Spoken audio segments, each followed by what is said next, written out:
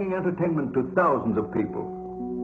Through its magic, we are able to enjoy a combination of the radio, motion pictures, and the stage, right in the comfort of our own homes, simply by pushing a button and turning a dial. These cells with their electrical charges are scanned by a stream of electrons, completing 30 pictures a second. Compare that crude picture with these of today, and you can judge for yourself how far along the road to perfection television has traveled. Most people still today think that all entertainment to do with movies, drama, is therefore nothing more than their entertainment. It never ever was that case. Of course, television can't perform such miracles as this, yet. But perhaps there's no harm wishing that it could. The greatest social messages are promoted through movies and drama, high drama, through the fixation of emotive sequences, emotional sequences, not logical, factual sequences, but pushing points across in an emotional way which register and fix in the mind. So emotional content is very, very important, rather than going through an actual discussion or an argument using logic and facts. There's no debate. And when you're being downloaded through fiction, your guard is down, the sensor part of your brain is not in action. It isn't saying, yes, I agree with this, I disagree with that, as you would in a debate or a lecture. You're actually in an alpha state, being completely downloaded with new ideas. Throughout history, social engineers have refined techniques designed to control large populations. About 100 years ago, this big organization with many branches, they wanted to rule the world basically using Britain as a nucleus of a system, an embryo, which also was going to be joined with the US under the Anglo-American establishment. Wrote about the kind of culture and the changes of culture over a 100-year period that they would actually design, implement, and bring in. And H.G. Wells talked about it too. He talked about arenas. And he says arenas could be put up across the world for sports, for instance. Now at that time, sports was something that children, school children were into. Adults became adults and got onto adult things.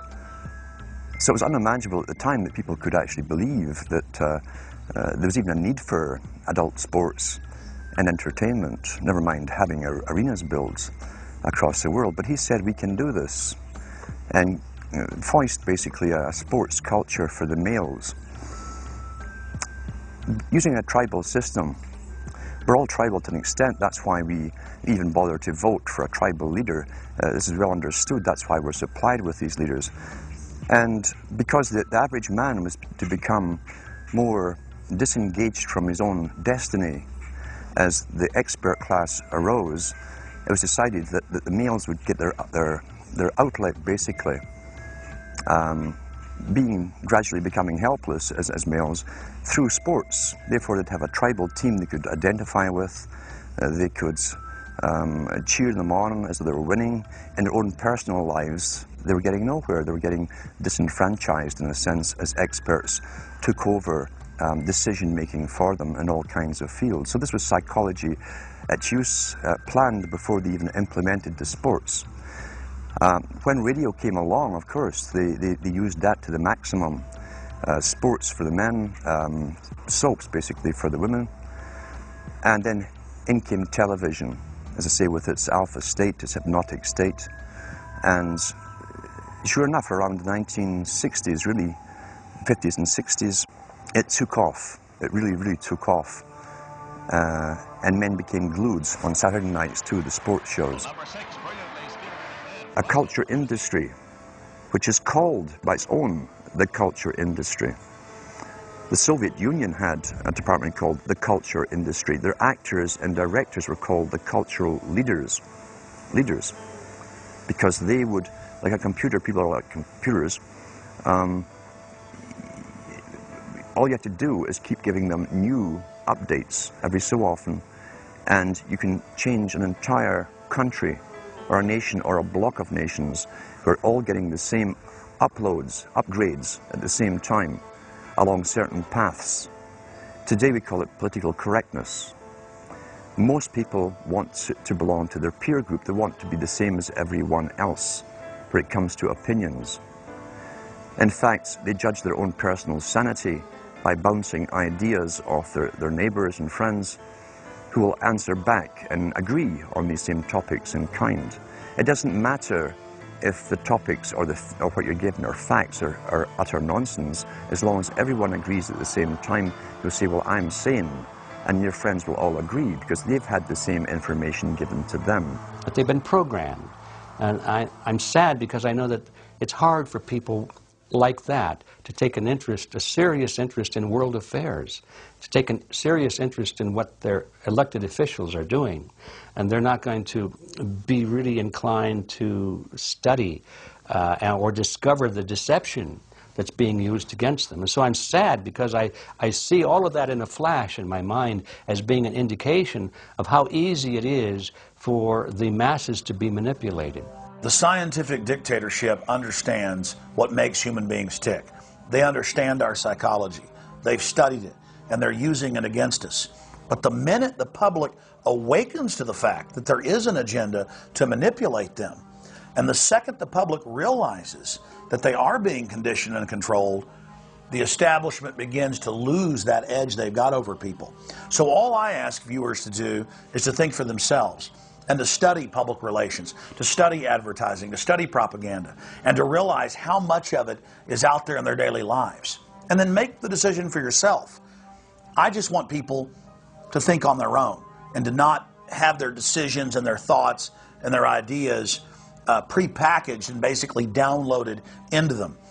If it's on TV and a famous face says something, then it must be true. He doesn't have to show you facts or anything else. You've been brought up with these faces. That's why they keep these guys on television into their 70s and 80s. You've grown up with this father figure who's on television every night at 6 o'clock, in your house, in your room, staring right at you, and he's a father figure. Would he tell you a lie? So you naturally never suspect him. And this same man will lead you through new topics. He'll introduce experts on the topics. They'll have a little summary at the end of every talk, and you are now left with the conclusion that's presented to you. You don't arrive at it, it's given to you, and it's good enough for you. When I was growing up, people were talking on their front porches, neighbors were playing baseball, there were nightly barbecues. You don't see that anymore. We've lost our communities. You drive through neighborhoods, you see the blue glow of television sets.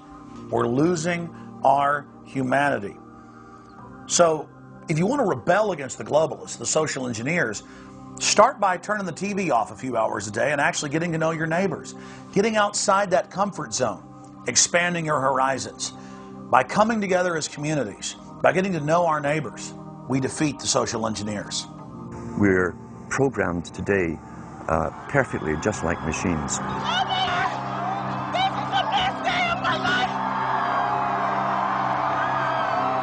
We tie this in with the Brzezinski.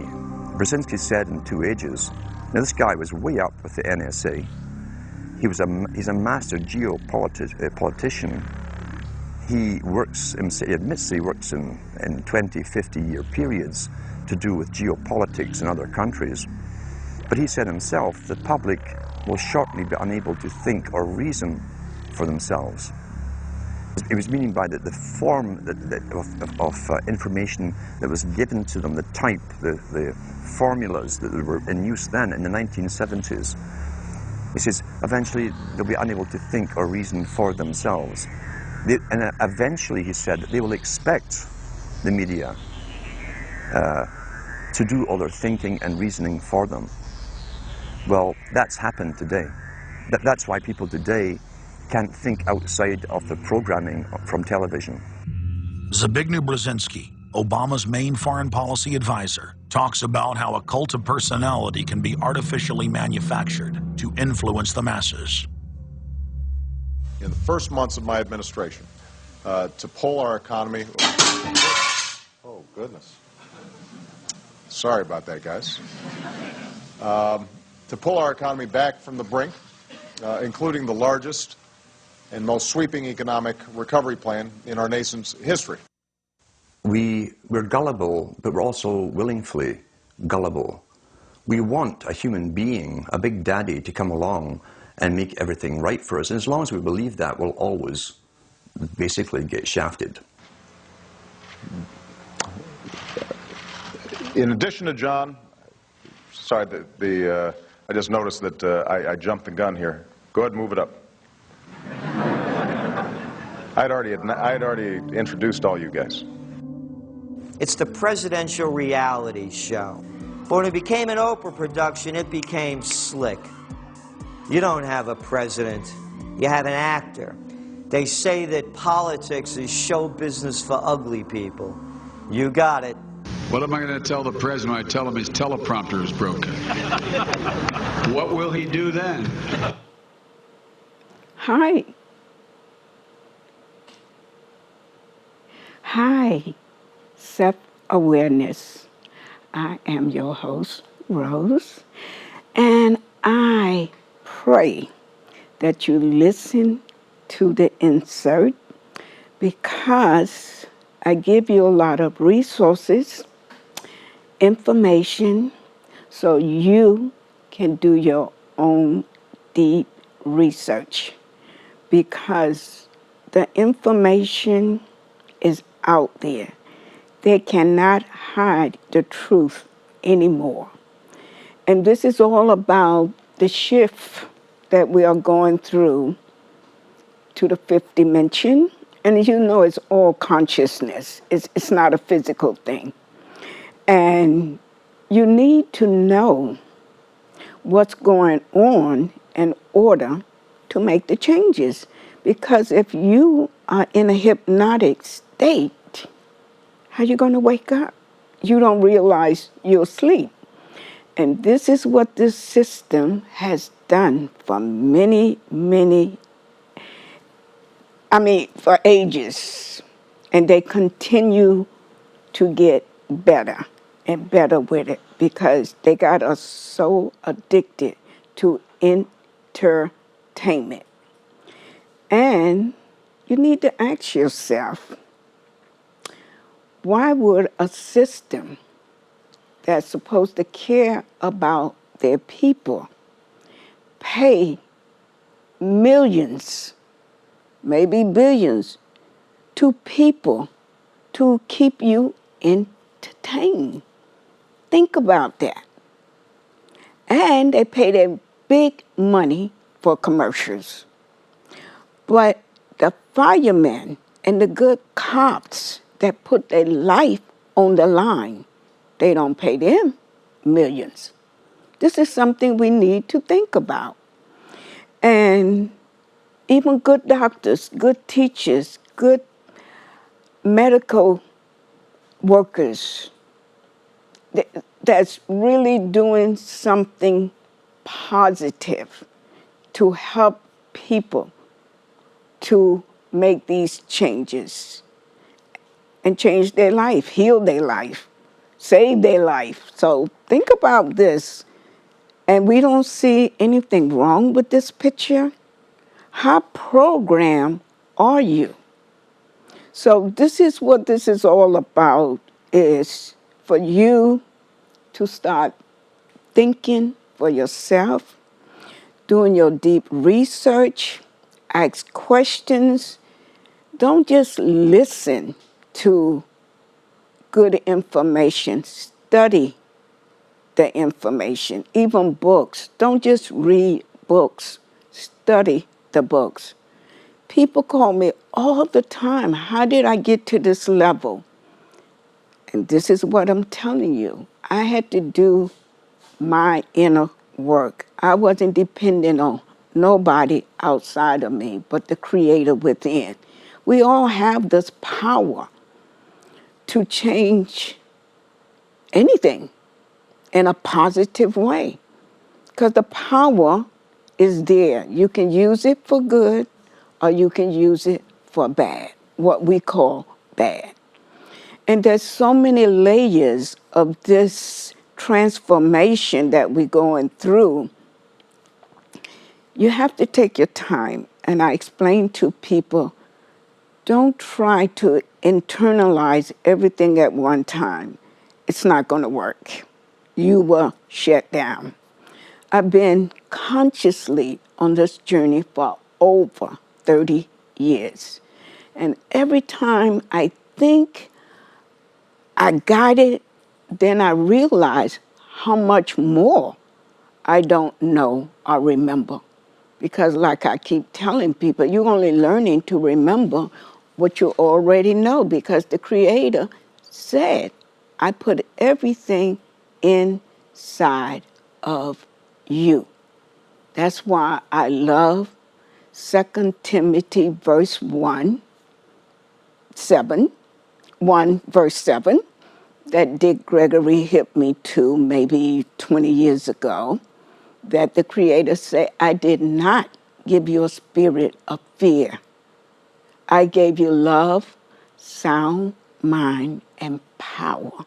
He was the only person I ever heard quote that scripture. And I grew up in the South around so-called religious people, even here in New York, going to church every Sunday, talking about this Jesus that they don't know. There was no J's in the alphabet in those days, so who came up with this name Jesus? And their Bible say that Jesus had burnt skin, woolly hair. And I couldn't understand growing up. My family had a picture of a white Jesus, blonde hair, and blue eyes. It contradicts what the Bible, they claim they believe every word, because I don't. Because a lot of things been edited, been changed, and misinterpreted. That's why I explain to people, go and do your deep research, because the Creator said, I have written in the hearts of man. That's in their book, their Bible that they claim they believe every word. I haven't found nobody or any Bible that say the Creator wrote in a book. Don't you think the Creator was smart enough? No, people can edit and change things and take things out, put things in. Some of it is true, but that goes over most people's head. And as far as mind control, I don't know how many people watch this movie. I think it came out in 1987. And this movie is so on point. If you haven't watched it, watch it. Study it. Think about it. And I think it would expand your consciousness, because you have the power.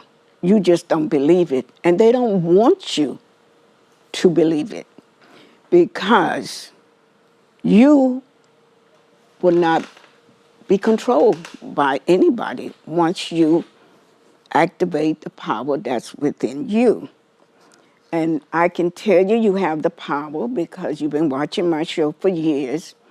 Everything I had that the doctors say was incurable, I cured it. Psychosis, just like lupus, treatment is the same. I healed it over 20 years ago. Arthritis, gone over 20 years. A hyena hernia, gone. Migraine headaches, allergies. I had all kind of allergies. I write about these things in my books, and people are blown away. I give you all the details in the book, not just my life experience, but I learned from observing other people's life experience. And this is the newest book that the universe really challenged me for about 2 years with the editing part, but I have gotten so much better. And in this book, I talked about this young man, looked like he might have been 18 or 19. His body was deformed, and he could barely walk because his leg was twisted. And I was just in tears. Pants was hanging down almost to his knee. He wanted to fit in to the sick society. And this is what they're doing to people, and this is what the clip was talking about. People want to fit in to a mentally ill society. And I looked at him. I saw his beauty. I saw that he can just be himself. And another lady, she looked like she was maybe in her 30s, and she was born deformed. Her upper body was mature, like a 30-something-year-old lady, but her legs was like a child legs. I mean, she was in a wheelchair. And she brought me to tears. She can't walk. Her legs are like a turtle, but her body is a full-grown woman. She had tattoos all over her body. She had a short top on with her navel being pierced because she wanted to fit in. And she did not know her true beauty from within. And I could see it. So this is what I'm saying. We're in a society that's teaching you to be other than who you truly are. And that's going to take work because meditation is key. Changing your diet is key. With all the processed food, with all the chemicals, I mean, come on. But they want to stop fighting smoking, but not these fast food places that's creating all of this unhealthy food. And I told you about this book, Fast Food Nation. Whoa. How this food is being processed and all the bad chemical, I don't think you will ever want to eat in a fast food restaurant again. And this, and it's far about bad food. This month is October, and this was October the 5th, 2019. I was going to the farmer's market. They had this huge line of people in Washington Heights to get this free, unhealthy food.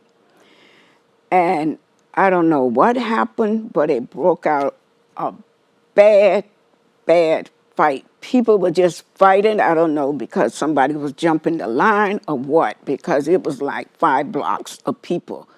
And it's all unhealthy food. The churches give it out too, unhealthy food. And people stand in line to eat it. Why do you think the system is giving them these unhealthy food for free for you? So, and another thing about health, I told you years ago, Sicko. This was a great documentary that Michael Moore did. He traveled the world. And the information he got on the medical field in the different countries, and this country, whoa. And this is about you taking back your power because there's nothing you can't do. It's a process, but you have to want to wake up. You have to want to make these changes. You have to want your sovereignty to be in power of you and not dependent on these politicians, these doctors, these lawyers. I talk about these experiences that I have with doctors, with lawyers, with judges that blew people's mind because I wasn't on that low vibration and I wasn't giving them the power over the Creator. And that's why it always works out for me. Because we believe and trust in the system and not prime creator, most high, whatever, name people want to call the source. But it's all energy because that's who you are. You're in a body, but you're not the body. And there's so much help today, so many resources, so many support groups. I'm talking about on a spiritual level because you got to be careful of some of these spiritual leaders and groups because I feel most of them start out right, but then the ego take over, and it's all about them and your money and sex, because most people been dealing with a lot of these pedophiles on all levels.